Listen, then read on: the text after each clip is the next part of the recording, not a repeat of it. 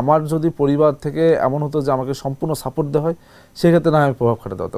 দুঃখের কথা বলি যে আমার চাচা আজিজুল বাড়ি হেলাল, এটা আমি যখন বললাম না স্কুল জীবন থেকে ছাত্রদল করি, তো উনি কখনো চাননি যে আমি ছাত্র রাজনীতির সাথে জড়িয়ে পড়ি। উনি সবসময় চেয়েছে আমি যেন পড়াশোনা করে একটা ভালো সরকারি চাকরি করি, বিসিএস ক্যাডার হয়, অথবা দেশের বাইরে উচ্চশিক্ষার জন্য চাই।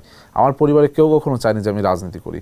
যেমন আমি যখন কলেজ জীবনে ছাত্রদলের রাজনীতি করি, আমার কলেজে পোস্ট পাওয়ার কথা, তখন কমিটি হওয়ার গুঞ্জন উঠেছে।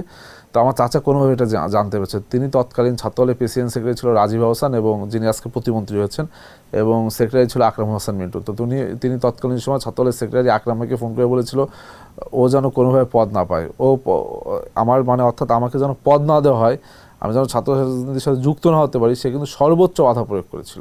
এমনকি আপনি অবাক হবেন, আমি যখন ঢাকা বিশ্ববিদ্যালয় ফার্স্ট ইয়ারে পড়ি, এমন এমন অনেক প্রোগ্রাম আছে যে আপনার এই যে প্রেস ক্লাবের সামনে হয়েছে, তো বিএনপির প্রোগ্রাম, আমার চাচা আজিজুল বাড়ি, উনি তথ্য সম্পাদক, উনি তো স্টেজে আসবেন, তো ওনারা একটু দেরি করে আসতেন। আমরা ছাত্রদল ধরেন সকাল 10টায় প্রোগ্রাম, আমরা টাইম দেওয়া থাকতো 9টায়। আমি সকাল 9টায় এসেছি, যে আমি দেখেছি যে উনি বাসা থেকে এসেছে, অর্থাৎ ওনার আগে আমি চলে এসেছি, যে আমি দেখছি উনি স্টেজে উঠেছে, আমি মুখ লুকিয়ে এক পাশে যে অবস্থান করেছি, অথবা আমার বড় ভাইরা বলছে তো চাচা আসতে সরে যা।